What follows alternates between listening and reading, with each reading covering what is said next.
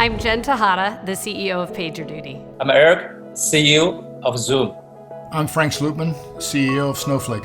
Steph Curry with the Golden State Warriors and founder of SC38. Welcome to Cloud 100. Really excited to have this opportunity. So let's get into the first question. And I guess I'll ask the three amazing CEOs that we have with us today.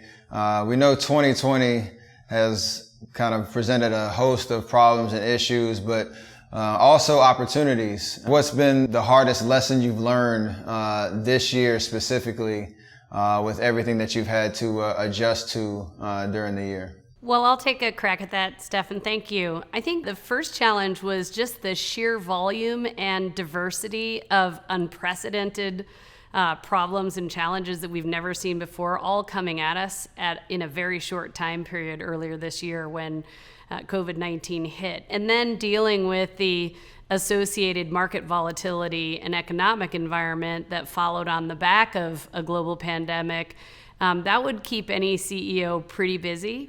I've found that we've really had to expand our leadership beyond customers and employees and partners to all of our stakeholders and think first about keeping people safe, second about how we can leverage our voices, our platforms, our products, and our technology to try and help stop the spread of COVID and help solve for unemployment and joblessness and some of the challenges that we've seen arise. And third, for me, what I've found is being values-driven has served as an advantage. It's been really important to really understand and listen to our people and to our customers and empathize with what they're going through and note that every single person is experiencing this environment and this pandemic a little differently. So there isn't a one-size-fits-all solution to the set of challenges that we have. I'm actually amazed how well it has worked, and we sort of learned a whole bunch of new lessons in the process. But what was incredibly important is that as a company, if you were more structured, more institutionalized about how you get through the day, in other words, having your set meetings, your set check-ins, standard processes. But I will tell you that in the beginning, we all thought this is going to be a matter of weeks and months. And of course, we're now 4 or 5 months into it with no end in sight. But we've also much more settled in as a group and as an organization. So we think we can keep this up. Hopefully not indefinitely, but we would and we could if we had to. I think for us, Zoom's challenge is about how to serve those totally unexpected first-time users. Given that so many new use cases, from online yoga class, telemedicine, online classes, wedding ceremony. There's so many new use cases. How to keep the service up? And it's full of uncertainty. Our team got to work so hard. Also, I had more sleepless nights than any time before. And the good news, our investment on culture is well paid off. And no one at Zoom complained. We do all we can to truly care about every user. Think about how to truly deliver happiness to all those users all over the globe. And that's a lesson learned. And think about a customer, think about employees, you'll be okay. A big challenge just in terms of when it comes to our SC38, we're not on any level like Frank, Jennifer, and Eric, but in terms of it being a really startup kind of culture with a small roster, trying to keep the chemistry and the culture of how we operate, kind of to Frank's point around when you're not in person and having those that connection, face to face, especially in the early days. That was a challenge, and I think a big part of it is how you balance the disciplines of your day-to-day, knowing that everybody has their specific roles and ways to impact, the direction of what we're trying to do. And for us, staying true to that is the most important thing we can, no matter what the medium is, whether it's a Zoom call or an email or whatever the case is. That communication is extremely important, and that's something that you have to continue to develop no matter what the circumstances are. So Stephen, you are a world-class athlete. If as a tech, company CEO, I can tell you, in addition to keep working hard to make our business successful, also have a dream. If I can have a side dream, I want to be your teammate.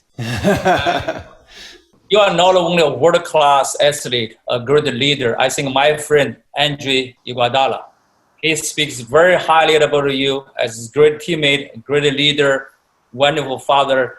And also a lot of people may not know that. You're also the founder of SC30.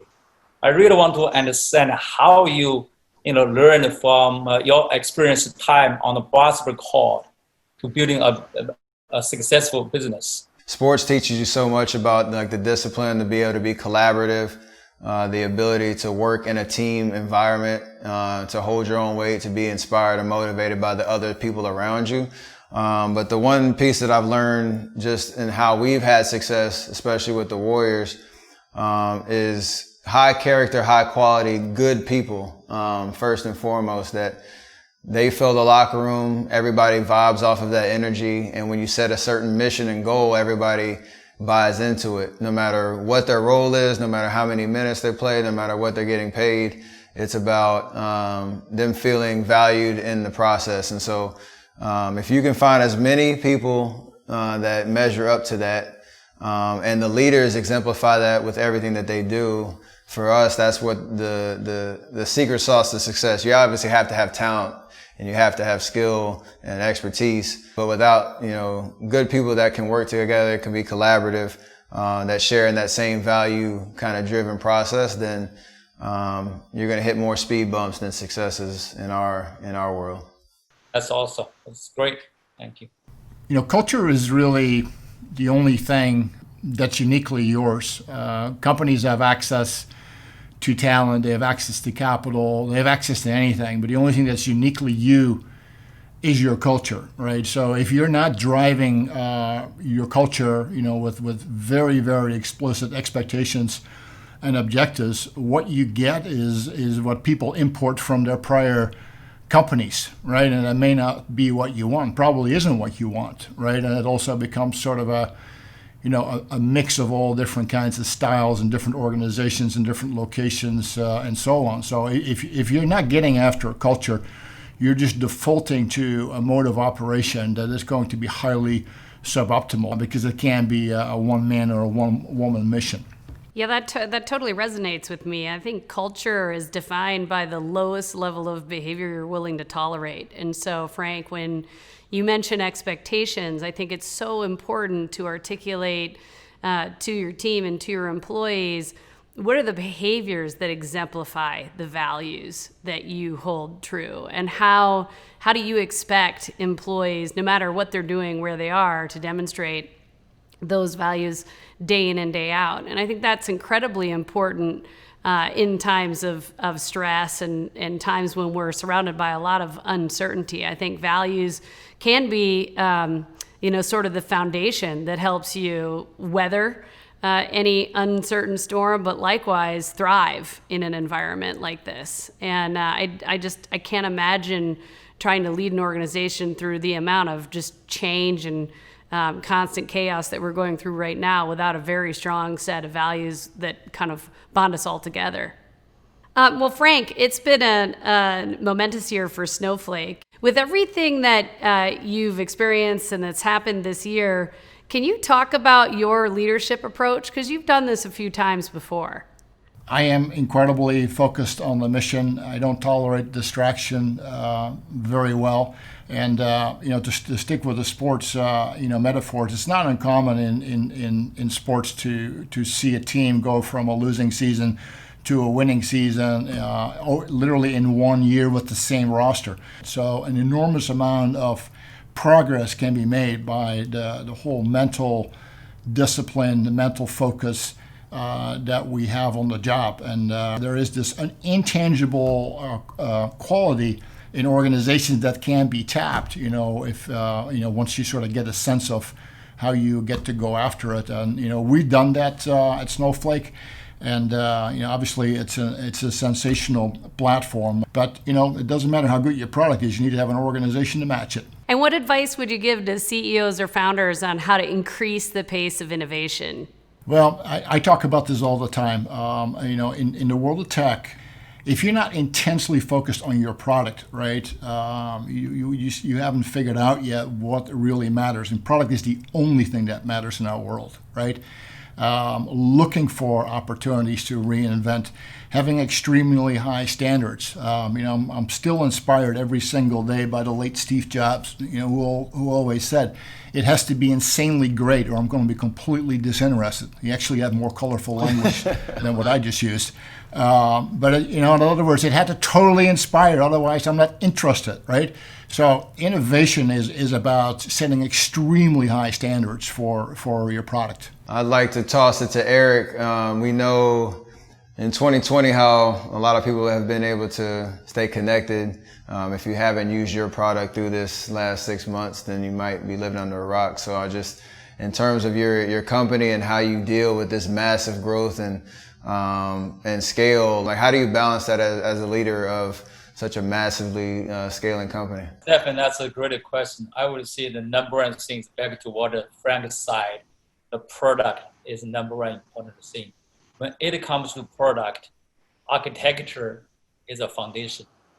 From our perspective, we feel very proud about our architecture. So Stephen, very similar to your half-court 3-point. And we feel very proud about our architecture. We work so hard because without that, your product really will have a problem when you have a massive growth. And also during this massive growth, for sure, you are going to experience all kinds of issues. I think you got to stay true to your company's value and culture and keep everything open and transparent. As a team, we got to realize the number one important thing is how to think about everything from a customer perspective in terms of quickly innovate or offer the free service to some K-12 schools and to show our care to the community, to society. Let everyone at Zoom feel like they are part of the big dream. And that's very important for us to capture this massive growth. Can you give us maybe an insight on how you prioritize those decisions or how you stay focused through what is probably some immense chaos when you're in these type of times? How to prioritize is really the key to success. For me, whenever there's a very complex problems, I'd like to get our team together, and not only for me and trust my team, and also put all the problems on the table and look at why we have this problem. What's the root cause? I'd love to ask a quick question of Stefan because I get to talk to Jennifer and Eric regularly, but I never get to talk to Stefan. I won't take offense to that, Frank. So I may never get that opportunity again. But the thing that I always take away from watching your play is, first of all, you're not the biggest guy on the court. You're probably a big guy, but you don't look big on the court because these other guys are so huge. And you have this uncanny ability to electrify the team. I mean, you put them into a different mode, like an insane mode or whatever you want to call it. And marshaling that quality in yourself is what leaders have to do anywhere, right? And how do you do that? I mean, what is there a switch? It's a great question because a part of it's very natural in terms of how I enjoy the game, how I enjoy the ups and downs of being in that leadership role. I love the pressure of it. I love being in that moment where, how I handle a certain situation, a certain decision may influence whether we win or lose. My coach from my college, Davidson College, he always told me, help somebody, you help yourself. And in terms of the power in the collective of when I'm on my game and I'm making all the right decisions and I'm executing my style to the best of my ability, that makes everybody else look amazing, which then in turn is going to allow me to do what I do best. And so my role has changed so much from 10 years ago to now, and I think you guys can probably speak to that as well in terms of as your companies have grown. There's just different demands, but the process of it, if you figure that out, that stays the same. No, it's amazing to watch. Stefan, let's switch gears towards a topic that I know all of us are very passionate about, and that's the impact that our companies can have on our teams, our customers, and beyond. And you spoke earlier with Frank about trying to bring out the best in those around you when you're on the court or in the office. But I also know that you have a unique perspective as someone who's very committed to supporting social causes and social movements. What do you think the role of leaders and teams and corporations is in terms of thinking about supporting social causes or supporting activation in social movements? What role should a leader be playing there? A big role, I think, in terms of, one, be authentic.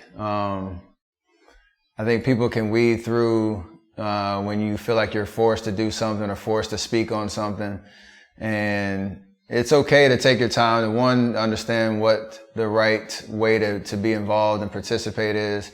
For me, the rule is make sure you're knowledgeable in what you're talking about, but make sure you have something to add to the conversation, something to kind of influence change in a material way. And again, it's that authenticity and being genuine about that process. Because I know we all have a lot to offer in terms. I think you spoke about it earlier in terms of being thoughtful about the resources that you have that you can deploy and the way that your company can solve some tough issues through this pandemic. And leaders have to be accountable to that process to hold their employees, their entire company to that standard. Be consistent with that, but be authentic. I think I agree with you 100%. Making sure that you put actionable and measurable goals in place and checking the progress on those things as you go, just like you would any other business imperative, is critical, because I think employees can get behind you and it engenders a lot of trust when you demonstrate that you actually want to see outcomes as opposed to, just be a voice in the narrative.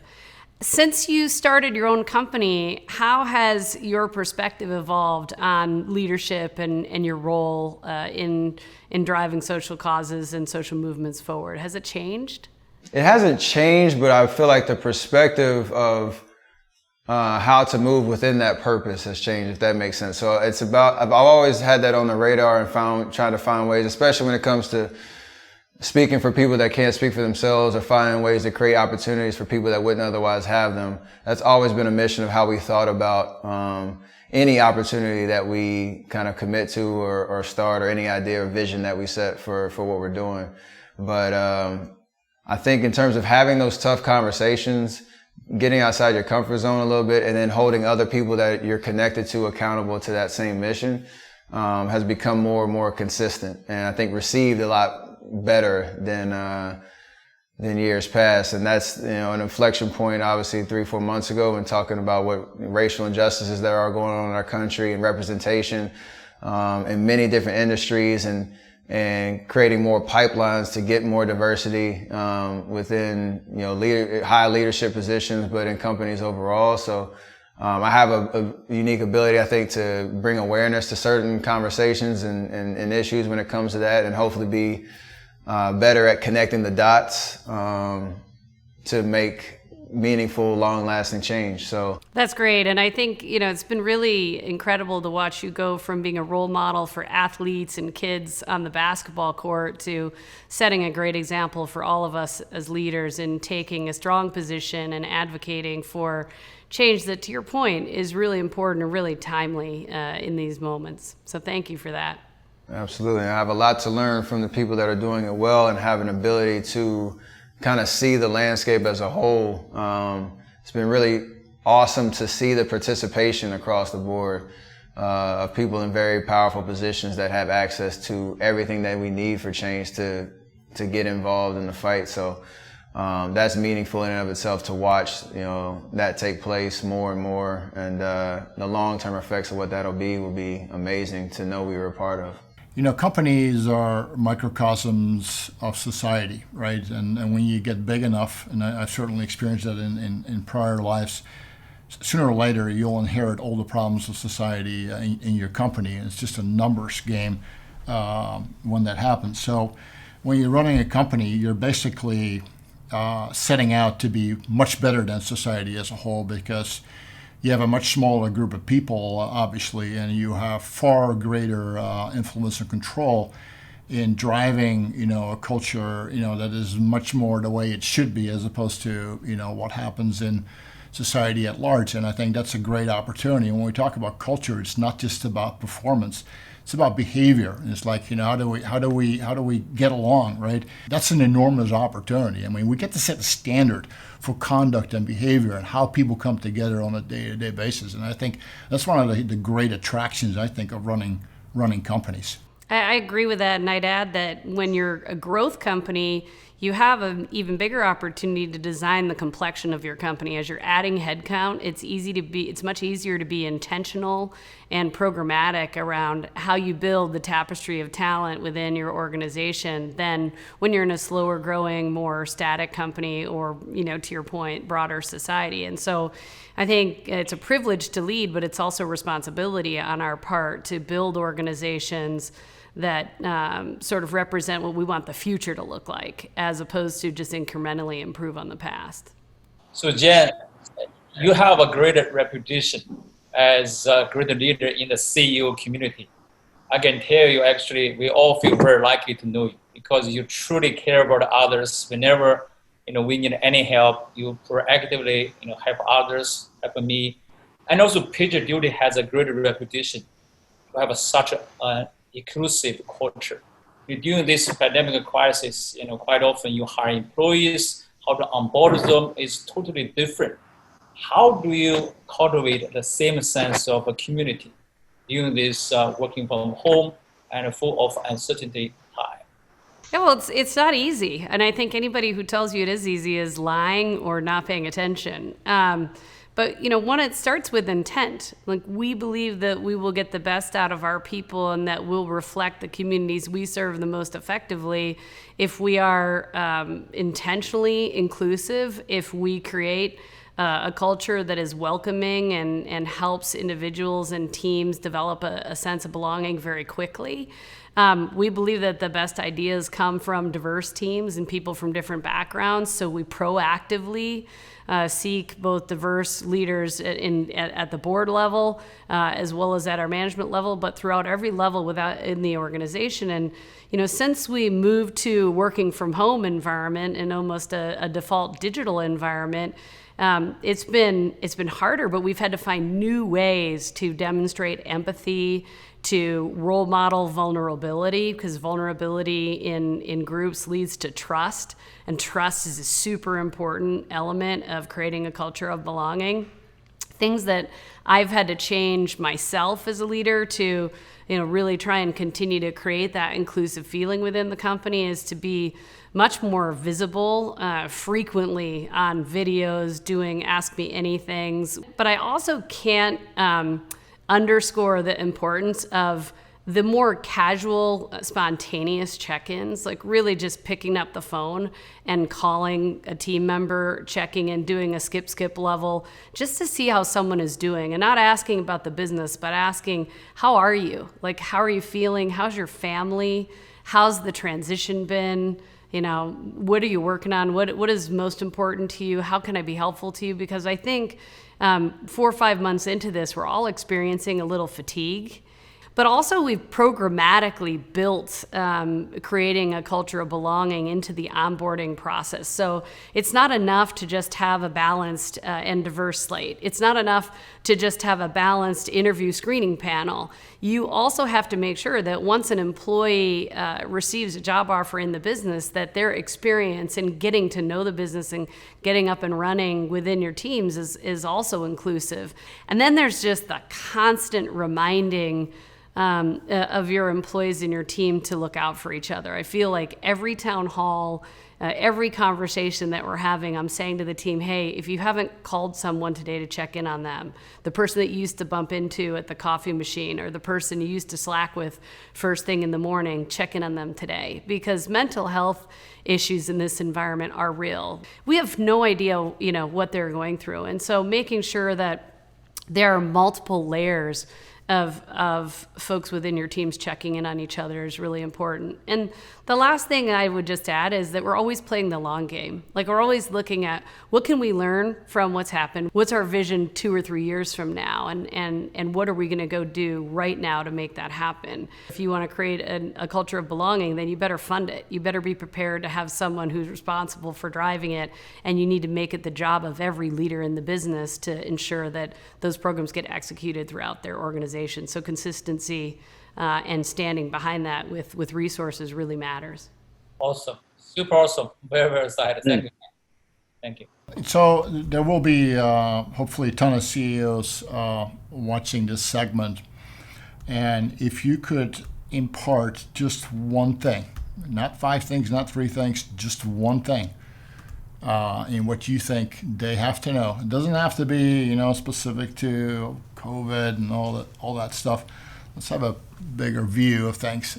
What is that one nugget you want to drop in their lap? Like, this is valuable. This is important. This is what I want to pass on. So you got to do it in like 10 seconds. Just kidding. I'll start, okay? And you guys can think about it.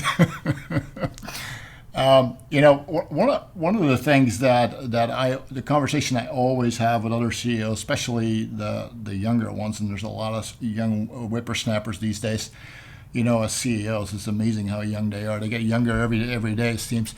But, something will happen as a CEO. You will be confronted with the need for transformation of the business. The question is, are you going to recognize it? Are you going to recognize it in time? Because eventually everybody will recognize it. So the timing is really important, right? And then related to that, the third thing is, can you execute on it? And I've lived through episodes of where I recognized it, where I didn't recognize it, and where I didn't recognize it in time, and also situations where I couldn't execute on it.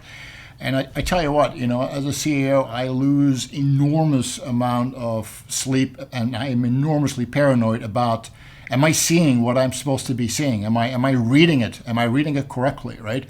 And but the question really is, you got to have your antenna out all the time, this paranoia about, am I correctly parsing what is happening out there? And I think it's a very important question. I mean, your team, they have their heads down. They're not the ones that are necessarily thinking along this line. It's only you as the CEO that needs to be hyper alert, to what is going on that is going to force transformation. It can be traumatic. It can be just life changing, and it's one of my favorite conversations because it will test you to the absolute core of your being as a CEO, right? That is well said. I would say, I don't even know how to follow that up because that was, might be in the middle of that right now, but in terms of like when you have the decision that you need to be making, the collaborative process of gathering all the pertinent information, that however long that process does take, the decision part, and you come up with a decision, the execution needs to be quick and swift and fast so that you don't, lose any momentum on that end. And your conviction around it is you're the only one that's accountable to it. So, you have to kind of go with it and do it quickly and swiftly and with the strategy that you put in place. And then there's also obviously the trust that, the talent that you have in your team or whatnot will be able to go out and execute it right there with you. So, Frank, my short answer to that question is that write down your company's culture and value, make it very simple, very catchy, keep investing on that, and just keep talking about that, and your investment will be very well paid off, in particular in tough times. And I would add to that to choose your partners wisely. I mean, we're only as good as the people we are surrounding ourselves by. And I think that to your point, Frank, sometimes the world is transforming and the business is transforming, and you have to change your partners out. And that's one of the most painful challenges in scaling a company, leveling and recognizing when you need to make a change. And, I think we've all learned from the hard mistake of not moving on an instinct soon enough. not bringing in the talent you needed early enough. You are never, ever done building a team. In high growth, there's this forming, storming, norming thing. You're never getting to norming. It's just not going to happen. You're going to be forming, storming, going back to forming, storming again, so to speak, because of the growth curve and the opportunity that's in front of you. So choose your partners wisely. This has just been an incredible conversation. I feel so fortunate to have been able to spend the last several minutes with three wonderful leaders in Steph, Frank, and Eric. I wish the very best for all of the CEOs and founders that have tuned in to watch the Cloud 100 this year. So thank you very much and have a great day. Thanks, Jennifer. Thank you. Thank you.